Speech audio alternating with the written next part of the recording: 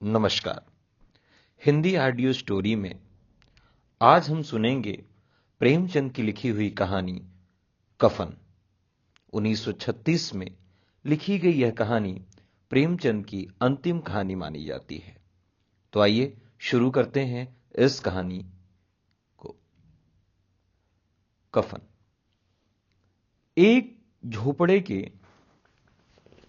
द्वार पर बाप और बेटा दोनों एक बुझे हुए अलाव के सामने चुपचाप बैठे हुए थे और अंदर बेटे की जवान बीबी बुधिया प्रसव वेदना में पछाड़ खा रही थी। रह रह कर उसके मुंह से ऐसी दिल हिला देने वाली आवाज निकलती थी कि दोनों कलेजा थाम लेते थे। जाड़ों की रात थी। प्रकृति सन्नाटे में डूबी हुई, सारा गांव अंधकार में लय हो गया था। घीसू ने कहा, मालूम होता है बचेगी नहीं। सारा दिन दौड़ते हो गया, जा देख तो आ। माधव चिढ़कर बोला, मरना ही है तो जल्दी मर क्यों नहीं जाती? देखकर क्या करूं? तू बड़ा बेदर्द है बे। साल भर जिसके साथ सुख चैन से रहा, उसी के साथ इतनी बेवफाई। तो मुझसे तो उसका तड़पना, हाथ पांव पटकना नहीं देखा जाता। चमारों का कुनबा था और सारे गांव में बदनाम। घीसू एक दिन काम करता तो 3 दिन आराम करता। माधव इतना कामचोर था कि आधा घंटा काम करता तो घंटे भर चिलम पीता। इसलिए उन्हें कहीं मजदूरी नहीं मिलती थी। घर में मुट्ठी भर अनाज मौजूद हो तो उनके लिए काम करने की कसम थी।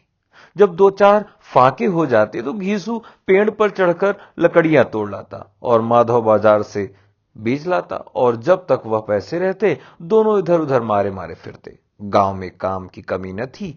किसानों का गांव था। मेहनती आदमी के लिए 50 काम थे, मगर इन दोनों को उसी वक्त बुलाते जब 2 आदमियों से एक का काम पाकर भी संतोष कर लेने के सिवा और कोई चारा न होता। अगर दोनों साधु होते तो उन्हें संतोष और धैर्य के लिए संयम और नियम की बिल्कुल जरूरत न होती। यह तो उनकी प्रकृति थी। विचित्र जीवन था इनका। घर में मिट्टी के 2-4 बर्तन के सिवा कोई संपत्ति नहीं। फटे चीथड़ों से अपनी नग्नता को ढके हुए जिए जाते थे। संसार की चिंताओं से मुक्त, कर्ज से लदे हुए, गालियां भी खाते मगर भी मार भी खाते, मगर कोई गम नहीं। दिन इतने कि वसूली की बिल्कुल आशा न रहने पर भी लोग इन्हें कुछ न कुछ कर दे देते थे। मटर आलू की फसल में दूसरों के खेतों से मटर या आलू उखाड़ लाते और भुन भान कर खा लेते, या 10-5 ऊख उखाड़ लाते और रात को चूसते। घीसू ने इसी आकाश वृत्त से 60 साल की उम्र काट दी थी और माधव भी सपूत बेटे की तरह बाप ही के पद चिन्हों पर चल रहा था, बल्कि उसका नाम और भी उजागर कर रहा था। इस वक्त भी दोनों अलाव के सामने बैठकर आलू भून रहे थे जो कि किसी खेत से खोद लाए थे। घीसू की स्त्री का तो बहुत दिन हुए देहांत हो गया था। माधव का ब्याह पिछले साल हुआ था। जब से यह औरत आई थी उसने इस खानदान में व्यवस्था की नींव डाली थी। इन दोनों ने गैरतों का दोजख भरती रहती थी। जब वह आई यह दोनों और भी आलसी और आराम तलब हो गए थे, बल्कि कुछ अकड़ने भी लगे थे। कोई कार्य करने को बुलाता तो निर्ब्याज भाव से दुगनी मजदूरी मांगते। वही औरत आज प्रसव वेदना से मर रही है और यह दोनों इसी इंतजार में थे कि वह मर जाए तो आराम से सोएं। घीसू ने आलू निकाल कर छीलते हुए कहा, जाकर देख तो क्या दशा है उसकी। चुड़ैल का फिसाद होगा और क्या। यहां तो ओझा भी 1 रुपया मांगता है। माधव को भय था कि वह कोठरी में गया तो घीसू आलूओं का बड़ा भाग साफ कर देगा। बोला, मुझे वहां जाते डर लगता है। डर किस बात का है? मैं तो यहां हूं ही। हाँ, तो तुम ही जाकर देखो ना। मेरी औरत जब मरी थी तो मैं 3 दिन तक उसके पास से हिला नहीं था, और फिर मुझसे लजाएगी कि नहीं जिसका कभी मुंह नहीं देखा। आज उसका उगड़ा हुआ बदन देखूं, उसे तन की सुध भी तो न होगी। मुझे देख लेगी तो खुलकर हाथ पांव भी न पटक सकेगी। मैं सोचता हूं कोई बाल बच्चा हो गया तो क्या होगा। सोठ, गुड़, तेल कुछ भी तो नहीं है घर में। सब कुछ आ जाएगा, भगवान दे दे तो। जो लोग अभी एक पैसा नहीं दे रहे हैं वे ही कल बुलाकर रुपया देंगे। मेरे 9 लड़के हुए, घर में कभी कुछ न था, मगर भगवान ने न किसी तरह बेड़ा पार ही लगाया। जिस समाज में रात दिन मेहनत करने वालों की हालत उनकी हालत से कुछ बहुत अच्छी न थी, और किसानों के मुकाबले वे लोग जो किसानों की दुर्बलताओं से लाभ उठाना जानते थे कहीं ज्यादा संपन्न थे, वहां इस तरह की मनोवृत्ति का पैदा हो जाना कोई अचरज की बात न थी। हम तो कहेंगे घीसू किसानों से कहीं ज्यादा चिरावान था, और किसानों के विचार शून्य समूह में शामिल होने के बदले बैठक बाजों की कुत्सित मंडली में जा मिला। हां, उसने यह शक्ति न थी कि बैठक बाजों के नियम और नीति का पालन करता, इसलिए जहां उसकी मंडली के और लोग गांव के सरगना और मुखिया बने थे, उस पर सारा गांव उंगली उठाता था। फिर भी यह तकनीक तो थी ही कि अगर वह फटेहाल है तो कम से कम उसे किसानों की सी जी तोड़ तो नहीं करनी पड़ेगी मेहनत, और उसकी सरलता और निरीहता से दूसरे लोग बेजा फायदा तो नहीं उठाते। दोनों आलू निकाल निकाल कर जलते जलते खाने लगे। कल से कुछ नहीं खाया था, इतना सब्र न था कि ठंडा हो जाने दे। कई बार दोनों की जबानें जल गई। छिल जाने पर आलू का बाहरी हिस्सा जबान, हलक और तालू को जला देता था, और उस अंगारे को मुंह में रखने से ज्यादा खैरियत इसी में थी कि वह अंदर पहुंच जाए। वहां उसे ठंडा करने के लिए काफी सामान थे, इसलिए दोनों जल्द जल्द निकल जाते। हालांकि इस कोशिश में उनकी आंखों से आंसू निकल आते। घीसू को उसी वक्त ठाकुर की बारात याद आई, जिसमें 20 साल पहले वह गया था। उस दावत में उसने जो तृप्ति मिली थी वह उसके जीवन में एक याद रखने लायक बात थी, और आज भी उसकी याद ताजा थी। बोला वह भोज नहीं भूलता। तब से फिर उस तरह का खाना और भरपेट नहीं मिला। लड़की वालों ने सबको भरपेट पूरियां खिलाई थी, सबको छोटे बड़े सबने पूरियां खाई, और असली घी की चटनी, रायता, 3 तरह के सूखे साग, एक रसेदार तरकारी, दही, चटनी, मिठाई। अब क्या क्या बताऊं कि उस भोज में क्या स्वाद मिला। कोई रोक टोक नहीं थी, जो चीज चाहो मांगो, जितना चाहो खाओ। लोगों ने ऐसा खाया कि किसी से पानी न पिया गया। मगर परोसने वाले हैं कि पत्तल में गर्म गर्म गोल गोल सुवासित कचौरियां डाल देते हैं, मना करते हैं कि नहीं चाहिए, पत्तल पर हाथ रोके हुए, मगर वह है कि दिए जाते हैं। और जब सबने मुंह धो लिया तो पान इलायची भी मगर मुझे पान लेने की कहां सुध थी। खड़ा हुआ न जाता था, चटपट जाकर अपने कंबल पर लेट गया। ऐसा दिल दरिया था वह ठाकुर। माधव ने पदार्थों का मन ही मन मजा लेते हुए कहा, अब हमें कोई ऐसा भोजन नहीं खिलाता। अब कोई क्या खिलाएगा, वह जमाना दूसरा था। अब तो सबको किफायत सूझती है। शादी ब्याह में मत खर्च करो, क्रियाकर्म में मत खर्च करो। पूरे पूछो गरीबों का माल बटोर बटोर कर कहां रखोगे। बटोरने में तो कोई कमी नहीं है, हाँ खर्च में किफायत सूझती है। हाँ, तुमने एक 20 पूरियां खाई होंगी, 20 से ज्यादा खाई थी। मैं 50 खा जाता, 50 से कम मैंने न खाई होंगी। अच्छा पका था, तू तो मेरी आधा भी नहीं है। आलू खाकर दोनों ने पानी पिया, और वहीं अलाव के सामने अपनी धोतियां ओढ़कर पांव पेट में डाल सो रहे, जैसे दो बड़े अजगर गिंडुलिया मारे पड़े हों, और बुधिया अभी तक कराह रही थी। सवेरे माधव ने कोठरी में जाकर देखा तो उसकी स्त्री ठंडी हो गई थी। उसके मुंह पर मक्खियां भिनक रही थी, पथराई हुई आंखें ऊपर टंगी हुई थी, सारा देह धूल से लथपथ हो रही थी। उसके पेट में बच्चा मर गया था। माधव भागा हुआ घीसू के पास आया, फिर दोनों जोर जोर से हाय हाय करने और छाती पीटने लगे। पड़ोस वालों ने यह रोना धोना सुना तो दौड़ आए और पुरानी मर्यादा के अनुसार इन अभागों को समझाने लगे, मगर ज्यादा रोने पीटने का अवसर न था। कफन की और लकड़ी की फिक्र करनी थी। घर में तो पैसा इस तरह गायब था जैसे चील के घोंसले में मांस। बाप बेटे रोते गांव के जमींदार के पास गए। वह उन दोनों की सूरत से नफरत करते थे।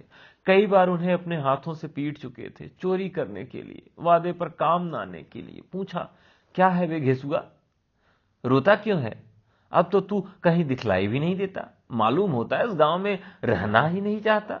घीसू ने जमीन पर सिर रखकर आंखों में आंसू भरे हुए कहा, सरकार बड़ी विपत्ति में हूं। माधव की घरवाली रात को गुजर गई। रात भर तड़पती रही सरकार, हम दोनों उसके सिरहाने बैठे रहे। दवा दारू जो कुछ हो सका सब किया, मुदा वह हमें दगा दे गई। अब कोई एक रोटी देने वाला भी नहीं रह गया मालिक, तबाह हो गए, घर उजड़ गया। आपका गुलाम हूं, अब आपके सिवा कौन उसकी मिट्टी पार लगाएगा। हमारे हाथ में जो कुछ था हम सब तो दवा दारू में उठ गया। सरकार ही की दया होगी तो उसकी मिट्टी उठेगी, आपके सिवा किसके द्वार पर जाऊं। जमींदार साहब दयालु थे, मगर घीसू पर दया करके करना काले कंबल पर रंग चढ़ाना था। जी मैं तो आया, कह दे दूर हो यहां से। यूं तो बुलाने से भी नहीं आता, आज जब गरज पड़ी तो आकर खुशामद कर रहा है, हरामखोर कहीं का, बदमाश। लेकिन यह क्रोध, यह दंड देने का अवसर न था। जी में कुड़ते हुए 2 रुपए निकालकर फेंक दिए, मगर सांत्वना का एक शब्द भी मुंह से न निकला। उसकी तरफ ताका तक नहीं, जैसे सिर का बोझ उतारा हो। जब जमींदार साहब ने 2 रुपए दिए तो गांव के बनिए महाजनों को इनकार का साहस कैसे होता। घीसू जमींदार के नाम का ढिंढोरा भी पीटना खूब जानता था। किसी ने 2 आने दिए, किसी ने 4 आने। 1 घंटे में घीसू के पास 5 रुपए की अच्छी रकम जमा हो गई। कहीं से अनाज मिल गया, कहीं से लकड़ी। और दोपहर को घीसू और माधव ने कफन लाने के चले। इधर लोग बांस वांस काटने लगे। गांव की नर्म दिल स्त्रियां आकर लाश देखती और उसकी बेकसी पर 2 बूंद आंसू गिराकर चली जाती थी। बाजार में पहुंचकर घीसू बोला, लकड़ी तो उसे जलाने भर की मिल गई है, क्यों माधव? माधव बोला, हाँ लकड़ी तो बहुत है, अब कफन चाहिए तो चलो कोई हल्का सा कफन ले ले। हाँ और क्या, लाश उठते उठते रात हो जाएगी, रात को कफन कौन देखता है। कैसा बुरा रिवाज है, जिसे जीते जी तन ढकने को चिथड़ा भी न मिले, उसे आज मरने पर नया कफन चाहिए। कफन लाश के साथ जल ही तो जाता है, और क्या रखा रहता है। यहाँ यही 5 रुपए पहले मिलते तो कुछ दवा दारू कर लेते। दोनों एक दूसरे के मन की बात ताड़ रहे थे। बाजार में इधर उधर घूमते रहे, कभी इस बाजार, कभी इस दुकान पर गए, कभी उसकी दुकान पर। तरह तरह के कपड़े, रेशमी सूती देखे, मगर कुछ जचा नहीं। यहां तक कि शाम हो गई, जब दोनों न जाने किस दैवी प्रेरणा से एक मधुशाला के सामने जा पहुंचे और जैसे किसी पूर्व निश्चित व्यवस्था से अंदर चले गए। वहां जरा देर तक दोनों ने समंजस में खड़े रहे। फिर घीसू ने गद्दी के सामने जाकर कहा, साहू जी एक बोतल हमें भी देना। इसके बाद चिखौना आया, तली हुई मछली आई। दोनों बरामदे में बैठकर शांतिपूर्वक पीने लगे। कई कुंजियां ताबड़तोड़ पीने के बाद दोनों सरूर में आ गए। घीसू बोला, कफन लगाने से क्या मिलता है, आखिर जल ही तो जाता, कुछ बहू के साथ तो न जाता। माधव आसमान की तरफ देखकर बोला, मानो देवताओं को अपनी निष्पापता का साक्षी बना रहा हो। दुनिया का दस्तूर है, नहीं लोग बामनों को हजारों रुपए क्यों देते हैं। कौन देखता है परलोक में मिलता है या नहीं। हाँ, बड़े आदमियों के पास धन है, फूके, हमारे पास फूकने को क्या है। लेकिन लोगों को जवाब क्या दोगे, लोग पूछेंगे नहीं कफन कहां है। घीसू हंसा, अबे कह देंगे कि रुपए कमर से खिसक गए, बहुत ढूंढा मिले नहीं, लोगों को विश्वास न आएगा, लेकिन फिर वही रुपए देंगे। माधव भी हंसा, इस अनपेक्षित सौभाग्य पर बोला, बड़ी अच्छी थी बेचारी, मरी तो खूब खिला पिलाकर, आधी बोतल से ज्यादा उड़ गई। घीसू ने 2 सेर पूरियां मंगाई, चटनी, अचार, कलीजियां। शराब खाने के सामने ही दुकान थी। माधव लपक कर 2 पत्तलों में सारे सामान ले आया। पूरा 1.5 रुपया खर्च हो गया, सिर्फ थोड़े से पैसे बचे रहे। दोनों इस वक्त शान में बैठे पूरियां खा रहे थे, जैसे जंगल में कोई शेर अपना शिकार उड़ा रहा हो। न जवाबदेही का खौफ था, न बदनामी की फिक्र। इन भावनाओं को उन्होंने बहुत पहले ही जीत लिया था। यीशु दार्शनिक भाव से बोला, हमारी आत्मा प्रसन्न हो रही है तो क्या उसे पुत्र न होगा। माधव ने श्रद्धा से सिर झुकाकर तस्दीक की, जरूर से जरूर होगा, भगवान तुम अंतर्यामी हो, उसे बैकुंठ में ले जाना। हम दोनों हृदय से आशीर्वाद दे रहे हैं, आज जो भोजन मिला वह कभी उम्र भर न मिला था। एक क्षण के बाद माधव के मन में एक शंका जगी। बोला, क्यों दादा, हम लोग भी एक न दिन वहां जाएंगे ही।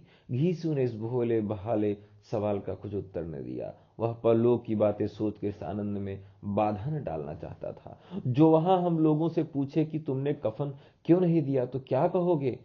कहेंगे तुम्हारा सिर। पूछेगी तो जरूर, तू कैसे जानता है कि उसे कफन न मिलेगा?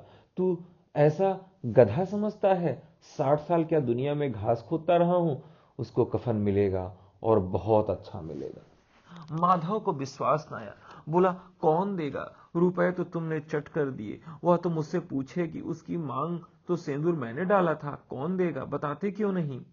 वही लोग देंगे जिन्होंने अब की दिया है। अब की रुपए हमारे हाथ न आएंगे। ज्यों ज्यों अंधेरा बढ़ता था, सितारों की तमक तेज होती थी, मधुशाला की रौनक भी बढ़ती जाती थी। कोई गाता था, कोई डींग मारता था, कोई अपने संगी के गले लिपट जाता था, कोई अपने दोस्त के मुंह में कुल्हड़ लगा देता था। वहां के वातावरण में सुरूर था, हवा में नशा। कितने तो यहां आकर एक चुल्लू में मस्त हो जाते थे। शराब से ज्यादा यहाँ की हवा पर नशा करती थी। जीवन की बाधाएं यहाँ खींच लाती थी और कुछ देर के लिए भूल जाते थे कि वो जीते हैं या मरते हैं, या ना जीते या ना मरते हैं। और यह दोनों बाप बेटे अब भी मजे लेकर चुस्कियां ले रहे थे। सबकी निगाहें इनकी ओर जमी हुई थी। दोनों कितने भाग्य के बली हैं। पूरी बोतल बीच में है। भरपेट माधव ने बची हुई पूरियों का पत्तल उठाकर एक भिखारी को दे दिया, जो खड़ा इनकी ओर भूखी आंखों से देख रहा था और देने के गौरव, आनंद और उल्लास का अपने जीवन में पहली बार अनुभव किया। घीसू ने कहा, ले जा, खूब खा और आशीर्वाद दे। जिसकी कमाई है वह तो मर गई, मगर तेरा आशीर्वाद उसे जरूर पहुंचेगा। रोए रोए से आशीर्वाद दो, बड़ी गाढ़ी कमाई के पैसे हैं। माधव ने फिर आसमान की तरफ देखकर कहा, वह बैकुंठ में जाएगी दादा, बैकुंठ की रानी बनेगी। घीसू खड़ा हो गया और जैसे उल्लास की लहरों में तैरता हुआ बोला, हाँ बेटा, बैकुंठ में जाएगी। किसी को सताया नहीं, किसी को दबाया नहीं, मरते मरते हमारी जिंदगी की सबसे बड़ी लालसा पूरी कर गई। वह न बैकुंठ जाएगी तो क्या ये मोटे मोटे लोग जाएंगे, जो गरीबों को दोनों हाथों से लूटते हैं और अपने पाप को धोने के लिए गंगा में नहाते हैं और मंदिरों में जल चढ़ाते हैं? श्रद्धालुता का यह रंग तुरंग ही बदल गया।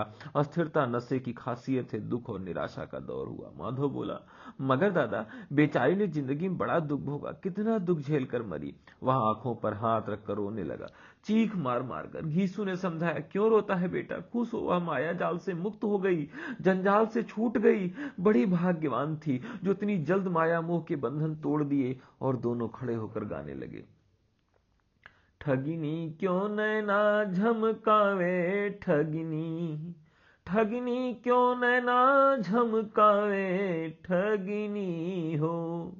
पियक्कड़ों की आंखें इनकी ओर लगी हुई थीं। यह दोनों अपने दिल में मस्त गाए जाते थे। फिर दोनों नाचने लगे, उछलने भी, कूदे भी, गिरे भी, मटके भी, भाव भी बनाए, अभिनय भी किए और आखिरी नशे में मदमस्त होकर वहीं गिर पड़े। तो साथियों, ये थी प्रेमचंद की अंतिम कहानी, कफन। कहानी का वाचन पाठ आपको कैसा लगा, कमेंट करके आप जरूर जवाब दीजिएगा। इस तरह की और कौन सी कहानी आप सुनना चाहते हैं, यह भी हमें इस कमेंट में जरूर बताइएगा। तो आज का वीडियो यहीं तक, फिर आपसे मुलाकात होगी एक नए एपिसोड में। तब तक के लिए नमस्कार, जय हिंद।